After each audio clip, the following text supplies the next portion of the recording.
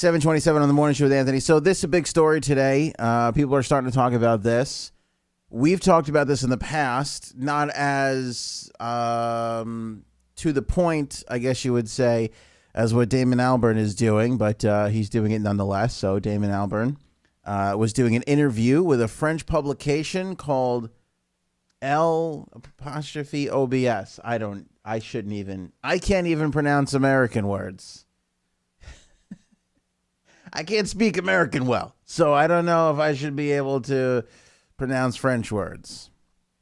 I know it's English before people started. It's not American, man. It's English. Save your comments and emails, please. Gorillaz and the Blur leader embarked on a bit of a tirade talking about Kanye West and specifically his quote-unquote abuse and creative relationship with Paul McCartney.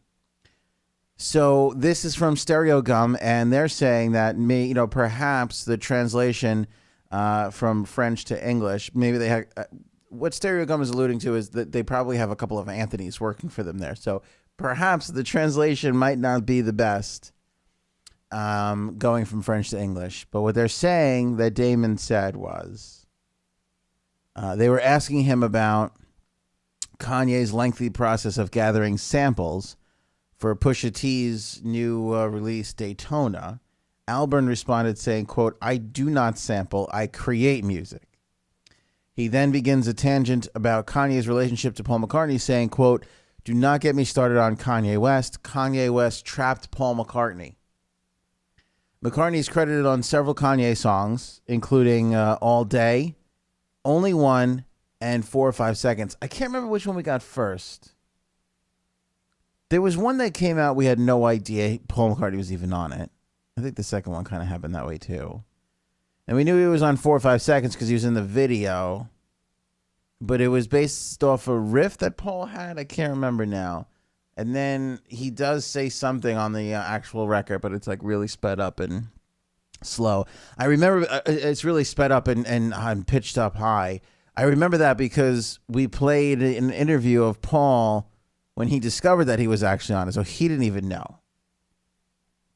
Remember that? We had that interview where Paul was like, "Yeah, I'm on that track too. Look here, this is the part." And he didn't even realize until like much later. And he described, this is Paul, from what I can remember, describing the process of working with Kanye, going, you just sit in a room for a little while and you talk and then you leave. And then later on you find out that he used this, and this is essentially what happened. Now, I don't know if that's abuse, as Damon is saying, but let's go with what he was saying here. Let's see. He has some more things to say, so let's give Damon his time here. Initially, it was not always clear exactly what McCartney did on these songs, All Day, Only One, and 4 or 5 Seconds, which Albarn says is because Kanye pared down McCartney's contributions to almost nothing. Speaking about the removal of McCartney's voice from 4 or 5 Seconds, Albarn says, quote, "It's rude. I have a problem with his abusive collaboration. We're talking about Paul McCartney anyway. Kanye West thinks only of Kanye West, using a name to make headlines, saying McCartney is on my song. In addition, he puts McCartney in the video of the song, but not in the song itself." Regarding Kanye's creative process, Albarn notes, quote, "Kanye West is one of those people who feed on other people." He says he tried to warn McCartney about Kanye's vampiric tendencies. That's a good word, vampiric. Saying, quote, "Before he decided to work with Kanye, I sent a text message to McCartney saying, beware, but he ignored it. He does what he wants. It's Paul McCartney." So who knew that Damon sent him a watch out text before that even went down? Who even knew that Damon had Paul's cell phone number? That's kind of jealous. McCartney recently said about 4 or 5 Seconds in a recent interview. We did talk about this a couple of weeks ago. It's on WEHM.com, our latest and the latest on Paul McCartney, as we track, the news that he's going to be releasing a new record in several installments, so you don't miss a thing. We put it all in one spot for you. We call it the latest on the latest. It's at WEHM.com. Paul said about 4 or 5 Seconds, quote, "much more made up as we went along than he's accustomed to, saying, quote, so much so that I didn't even realize that I was making songs. I was tootling around on guitar, and Kanye spent a lot of time just looking at pictures of Kim on his computer. I'm thinking, are we ever going to get around to writing? But it turns out he was writing. That's his muse. He was listening to this riff I was doing, and obviously he knew in his mind that he could use that. So he took it, sped it up, and then somehow he got Rihanna to sing on it.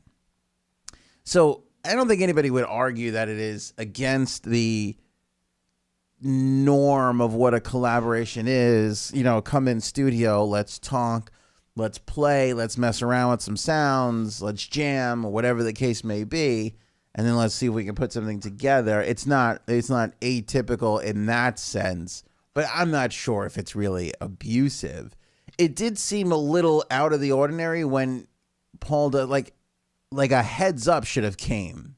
Do you know what I mean? Like, to me, that's the messed up part. Like, if I go in and I do something with somebody, you know, and I'm assuming one thing and it doesn't happen, I would expect the courtesy of a heads up. Like, hey, I wound up going in this direction with this. Oh, okay, cool. Not that you put it out and then I got to hear it along with like, I want to know first. Like, I think that would, I don't know if that's abusive per se, but I think it's ballsy.